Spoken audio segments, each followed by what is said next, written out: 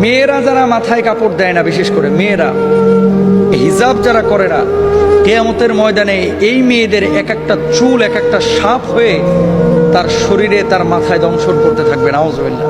বড় কঠিন বিষয় ভাই। নামাজ পড়া ফরজ, রোজা করা ফরজ, হজ করা ফরজ, যাকাত দেওয়া যেমন ফরজ, পর্দা করা ছেলেদের এবং মেয়েদের তেমনই ফরজ। মনে রাখবেন, আল্লাহ তাআলা বলেছেন ওয়ালিয়াদরিবনা বিখুমরিহিন্না আলা জুয়ুবিহিন, মেয়েরা এমন একটা পোশাক মাথা থেকে পা পর্যন্ত ঝুলিয়ে দিবে যাতে করে তার শারীরিক আকার আকৃতি অবয়ব বোঝা না যায়।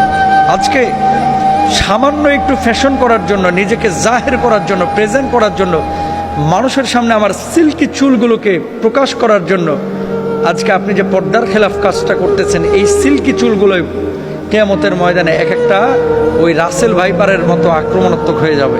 এই চুলগুলো আপনাকে মাথার উপরে দংশন করবে। কেন আমরা বুঝি না? ছেলেরা এবং মেয়েরা দুপক্ষকে পর্দা করতে হবে, চোখটাকে অবনমিত রাখতে হবে। মেয়েদের পর্দা তো পুরো শরীর, আর ছেলেদের পর্দা হচ্ছে নাভি থেকে নিয়ে হাঁটু পর্যন্ত।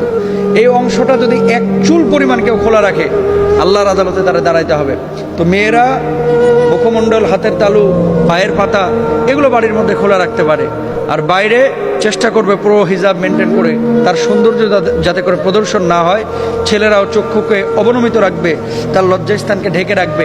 এমন কোনো প্যান্ট ছেলেরাও মেয়েরা ব্যবহার করবে না যেটা জড়সড় শারীরিক আকার আকৃতি বোঝা যায়, ফিজিক্যাল স্ট্রাকচারটা বোঝা যায়। এটা সম্পূর্ণরূপে হারাম। আল্লাহ বোঝার তৌফিক দান করুন। সুবহানাল্লাহ। একদিন আমাদের সকলকে পুলসিরাত পার হতে হবে, যা জাহান্নামের লেলিহান আগুনের ঠিক উপরে অবস্থিত। এই পথ চুলের চেয়েও সূক্ষ্ম এবং তলোয়ারের চেয়েও ধারালো। দুনিয়াতে যারা নেক আমল করেছেন এবং আল্লাহকে ভয় করেছেন, তারা বিজলির গতির মতো সহজেই এই পুল পার হয়ে জান্নাতের চিরসুখের ঠিকানায় পৌঁছে যাবেন। কিন্তু যাদের গুনাহের পাল্লা ভারী হবে, তারা আগুনের সেই ভয়াবহ গহ্বরে পড়ে যাবে।